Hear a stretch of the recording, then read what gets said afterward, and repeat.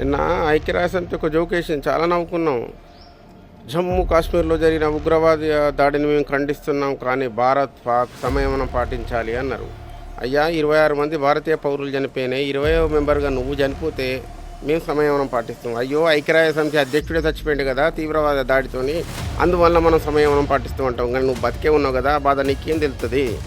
ఎన్ని రోజులవని ఈ ఉగ్రవాద బాధితుల్లాగా ఉండాలి? ఇంత పెద్ద దేశం, ఇంత సైనిక సంపత్తి ఉండి ఇంకెన్ని రోజులు సమయం పాటిస్తాం? మా సహనం నశించింది. 40 కోట్ల మంది రక్తం మరుగుతుంది. ఉగ్రవాదులకు ఫ్యాక్టరీలాగా తయారు చేసే పాకిస్తాన్ పీచ మనచడానికి ఇది మంచి సువర్ణ అవకాశం. ఈ అవకాశాన్ని భారత ప్రభుత్వం దుర్వినియోగం చేసుకోదు. ఎందుకంటే అన్ని తీరులా ఒకప్పుడు కొంత వాళ్ళకు అనుకూలంగా ఉండేటోళ్ళు ఈ రోజున భారతదేశంలో 140 కోట్ల మంది ఒకే మాట మీద ఉన్నారు. ప్రతిపక్షాల సుత ఒకే మాట మీద ఉన్నది. ఈరోజు అన్ని వ్యవస్థలు అనుకూలంగా ఉన్నాయి. ప్రపంచ దేశాల మద్దతుస్త భారతదేశానికే ఉన్నది. కాబట్టి ఈరోజు పాకిస్తాన్ మీద భారత్ తీసుకునే నిర్ణయం ఒక 100 సంవత్సరాలు వాళ్ళకు గుర్తుండిపోయేలాగా ఉంటుంది.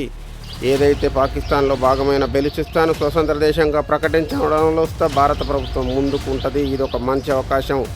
దాంతోపాటు పీఓకేను ఆక్యుపై చేసుకోవడం, కొంత ఆఫ్ఘనిస్తాన్కి సహకరిస్తే వాళ్ళు కొంత గుంజేసుకుంటారు. 3 ముక్కలుగా జరిగిపోతుంది. ఉగ్రవాదం అనేది లేకుండా అయిపోతుంది.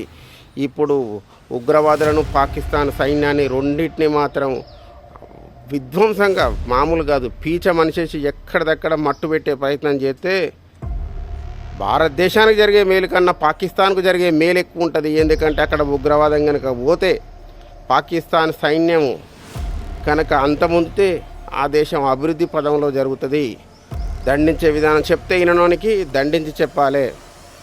మనకు ప్రపంచానికి మేలు జరుగుతుంది, పాకిస్తాన్కు మేలు జరుగుతుంది. కాబట్టి ప్రతి ఒక్కరు ఇలానే భారతదేశానికి మద్దతు ఇవ్వాలి. భారత ప్రభుత్వం త్వరగా నిర్ణయాలు తీసుకొని ఖచ్చితమైన లక్ష్యాలను పెట్టి ఎక్కడెక్కడ వీళ్లకు ఉగ్రవాద శిబిరాలు ఉన్నాయో, పాకిస్తాన్ సైనిక స్థావరాలు ఉన్నాయో, లేకుంటే ఎక్కడైతే వీళ్ళ షెల్టర్స్ ఉన్నాయో అన్నిటిని విధ్వంసం చేయవచ్చు. అవసరమైతే సొచ్చుకొని పోయే ప్రయత్నం చేయాలి. దాంతోపాటు భారత ప్రభుత్వం ఇక్కడ వీసాలు లేకుండా దొంగదారిన దొడ్డిదారిన వచ్చి బర్మా నుంచి వెళ్ళి, బంగ్లాదేశ్ నుంచి వెళ్ళి, పాకిస్తాన్ నుంచి వెళ్ళి వచ్చిన వాళ్ళు అన్ని రాష్ట్ర ప్రభుత్వాలు రాజకీయాలకు అతీతంగా ప్రజల క్షేమం కోసం భారత ప్రభుత్వాన్ని సహకరించేసేసి వీళ్ళను ఫిల్టర్ చేసే ప్రయత్నం చేస్తే బయట నుంచి వచ్చే శత్రువుల కన్నా ఈ దేశం తిండి తింటూ, ఈ దేశంలో ఉంటూ, ఈ దేశాన్ని ప్రమాదకరంగా తయారు చేసే స్లీపర్ సెల్స్ను కానీ, ఈ వలసవాదన కానీ ఫిల్టర్ చేసే సమయం మంచి టైము ఒక్కనే లేకుండా ఊడ్చిపడేస్తే మనం భవిష్యత్తులో ఇట్లాంటివి ఎదుర్కొనే పరిస్థితులు ఉండవు. కాబట్టి ఖచ్చితంగా కొంత నష్టం జరుగుతుంది. నష్టం జరగకుండా మనం ఏం చేయలేము. కొంత నష్టం భరించైనా కానీ దీన్ని త్వరగా చేయాలి. భారత ప్రభుత్వాన్ని మేము ఒకటే కోరుకుంటున్నాను. భారతదేశంలో ఉన్న ప్రతి పౌరుడు నరేంద్ర మోడీ గారి వెంటనే ఉన్నారు. కాబట్టి మీరు త్వరగా నిర్ణయం తీసుకోవాలని కోరుకుంటాను.